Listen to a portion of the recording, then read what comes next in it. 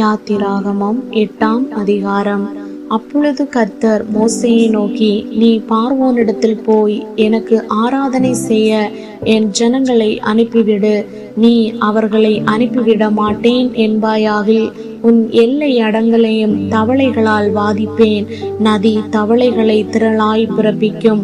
அவைகள் உன் வீட்டிலும் உன் படுக்கை அறையிலும் உன் மஞ்சத்தின் மேலும் உன் ஊழியக்காரர் வீடுகளிலும் உன் ஜனங்களிடத்திலும் உன் அடுப்புகளிலும் மாப்பிசைகிற உன் தொட்டிகளிலும் வந்து ஏறும். அந்த தவளைகள் உன்மேலும் உன் ஜனங்கள் மேலும் உன் ஊழியக்காரர் எல்லார் மேலும் வந்து ஏறும் என்று கர்த்தர் சொல்லுகிறார் என்று சொல் என்றார்.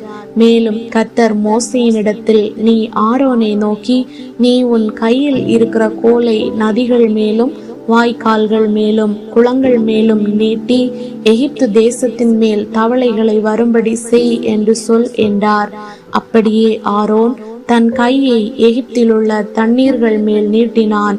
அப்பொழுது தவளைகள் வந்து எகிப்து தேசத்தை மூடிக்கொண்டது. மந்திரவாதிகளும் தங்கள் மந்திர வித்தையினால் அப்படி செய்து எகிப்து தேசத்தின் மேல் தவளைகளை வர பண்ணினார்கள். பார்வோன் மோசேயையும் ஆரோனையும் அழைப்பித்து, அந்த தவளைகள் என்னையும் என் ஜனங்களையும் விட்டு நீங்கும்படி கர்த்தரை நோக்கி வேண்டிக் கொள்ளுங்கள். கர்த்தருக்கு பலியிடும்படி ஜனங்களை போக விடுவேன் என்றான். அப்பொழுது மோசே பார்வோனை நோக்கி, தவளைகள் நதியிலே மாத்திரம் இருக்கத்தக்கதாய் அவைகளை உம்மிடத்திலும் உம்முடைய வீட்டிலும் இல்லாமல் ஒளிந்து போகும்படி செய்ய உமக்காகவும் உம்முடைய ஊழியக்காரருக்காகவும் உம்முடைய ஜனங்களுக்காகவும் நான் விண்ணப்பம் பண்ண வேண்டிய காலத்தை குறிக்கும் மேன்மை உமக்கே இருப்பதாக என்றான். அதற்கு அவன், நாளைக்கு என்றான். அப்பொழுது இவன், எங்கள் தேவனாகிய கர்த்தருக்கு ஒப்பானவர் இல்லை என்பதை நீர் அறியும்படிக்கு உம்முடைய வார்த்தையின்படி ஆக கடவது. தவளைகள் உம்மையும் உம்முடைய வீட்டையும் உம்முடைய ஊழியக்காரரையும் உம்முடைய ஜனங்களையும் விட்டு நீங்கி நதியிலே மாத்திரம் இருக்கும் என்றான். மோசேயும் ஆரோனும் பார்வோனை விட்டு புறப்பட்டார்கள்.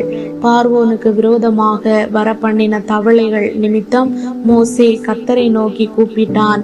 கர்த்தர் மோசேயின் சொற்படி செய்தார். வீடுகளிலும் முற்றங்களிலும் வயல்களிலும் இருந்த தவளைகள் செத்து போயிற்று. அவைகளை குவியல் குவியலாக சேர்த்தார்கள். அதனால் பூமி எங்கும் நாற்றம் எடுத்தது.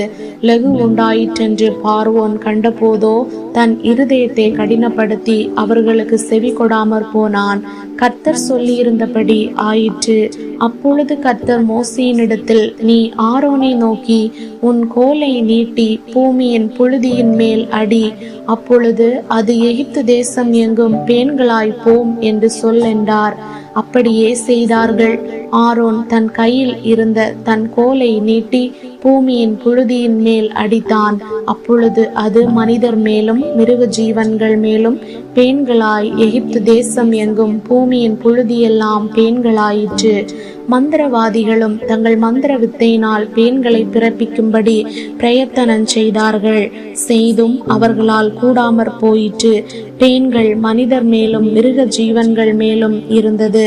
அப்பொழுது மந்திரவாதிகள் பார்வோனை நோக்கி, இது தேவனுடைய விரல் என்றார்கள். ஆனாலும் கர்த்தர் சொல்லியிருந்தபடி பார்வோனுடைய இருதயம் கடினப்பட்டது. அவர்களுக்கு செவி கொடாமற் போனான். அப்பொழுது கர்த்தர் மோசேயை நோக்கி, நாளை அதிகாலமே நீ எழுந்து போய் பார்வோன் நதிக்கு புறப்பட்டு வரும்போது அவனுக்கு முன்பாக நின்று எனக்கு ஆராதனை செய்யும்படி என் ஜனங்களை போகவிடு. என் ஜனங்களை போகவிடாயாகில் நான் உன்மேலும் உன் ஊழியக்காரர் மேலும் உன் ஜனங்கள் மேலும் உன் வீடுகள் மேலும் பலவித வண்டுகளை அனுப்புவேன். எகிப்தியர் வீடுகளும் அவர்கள் இருக்கிற தேசமும் அந்த வண்டுகளால் நிறையும்.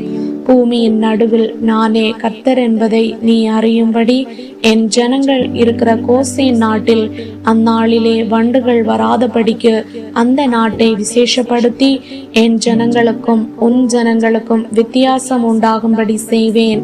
இந்த அடையாளம் நாளைக்கு உண்டாகும் என்று கர்த்தர் சொல்லுகிறார் என்று சொல் என்றார். அப்படியே கர்த்தர் செய்தார். மகா திரளான வண்டு ஜாதிகள் பார்வோன் வீட்டிலும் அவன் ஊழியக்காரர் வீடுகளிலும் எகிப்து தேசம் முழுவதிலும் வந்தது. வண்டுகளினாலே தேசம் கெட்டு போயிற்று. அப்பொழுது பார்வோன் மோசேயையும் ஆரோனையும் அழைப்பித்து, நீங்கள் போய் உங்கள் தேவனுக்கு தேசத்திலே தானே பலியிடுங்கள் என்றான். அதற்கு மோசே, அப்படி செய்யத்தகாது. எங்கள் தேவனாகிய கர்த்தருக்கு நாங்கள் எகிப்தியருடைய அருவருப்பை பலியிடுகிறதாயிருக்குமே. எகிப்தியருடைய அருவருப்பை நாங்கள் அவர்கள் கண்களுக்கு முன்பாக பலியிட்டால் எங்களை கல்லறிவார்கள் அல்லவா?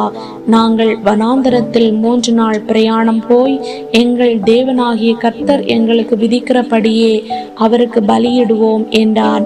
அப்பொழுது பார்வோன், நீங்கள் உங்கள் தேவனாகிய கர்த்தருக்கு வனாந்தரத்தில் பலியிடும்படிக்கு நான் உங்களை போக விடுவேன். ஆனாலும் நீங்கள் அதிக தூரமாய் போக வேண்டாம், எனக்காக வேண்டுதல் செய்யுங்கள் என்றான். அதற்கு மோசே, நான் உம்மை விட்டு புறப்பட்ட பின் நாளைக்கு வண்டுகள் பார்வோனையும் அவர் ஊழியக்காரரையும் அவர் ஜனங்களையும் விட்டு நீங்கும்படி நான் கர்த்தரை நோக்கி வேண்டுதல் செய்வேன். ஆனாலும் கர்த்தருக்கு பலியிடுகிறதற்கு ஜனங்களை போக விடாதபடி பார்வோன் இனி வஞ்சனை செய்யாதிருப்பாராக என்றான்.